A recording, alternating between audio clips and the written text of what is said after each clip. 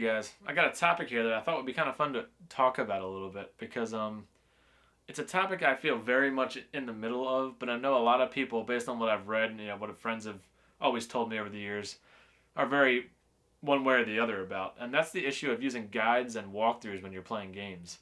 Um, I remember being a kid and getting strategy guides and thinking they were so cool because back in the day, without the internet, it was using a strategy guide or asking friends is pretty much the only way you're going to find anything else about a game that you don't already know because there just weren't any other options. I remember at some point calling those hotlines that you'd pay like $5 a minute to get tips and tricks about games on, but of course, being 10 years old, I didn't have $50 a week to spend on hotlines for gaming, so that didn't really remain an option for too long.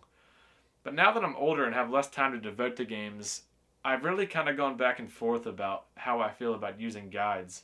I've used some for some games I've beat recently and some other games I haven't.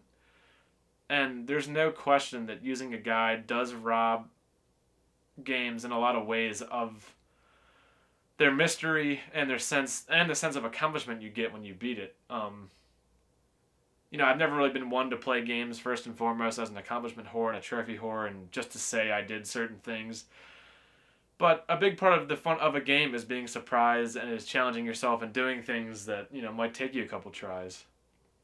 So on that note, using guides for games has been sort of a letdown in some regards, but in other ways, I don't have the time to spend an entire weekend just searching for individual hidden areas and secrets of games anymore. At times I wish I did occasionally, but in general it just doesn't make sense to do it. It isn't the way things can be. So part of me says, use a guide, see every nook and cranny of the game, get your full money's worth, and then you're getting more bang for your buck. So I've really gone back, and there's a lot of games I want to play soon that I really question, should I use a guide and then see everything about the game and experience the whole thing?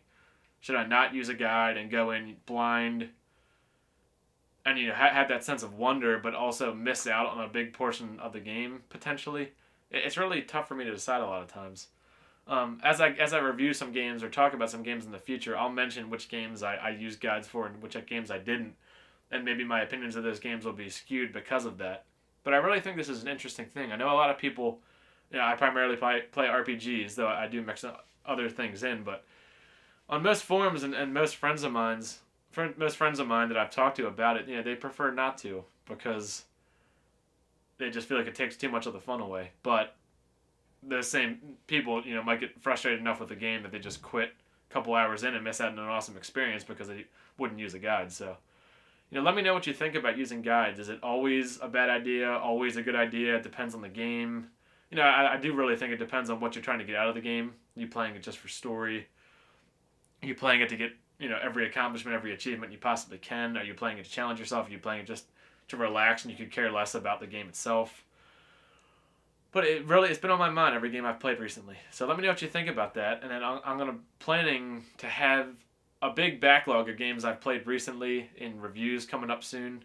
Discussions, reviews, whatever you want to call them. And then as I beat new things, I'll be releasing some videos about those also. So thanks for checking it out. Take care, guys.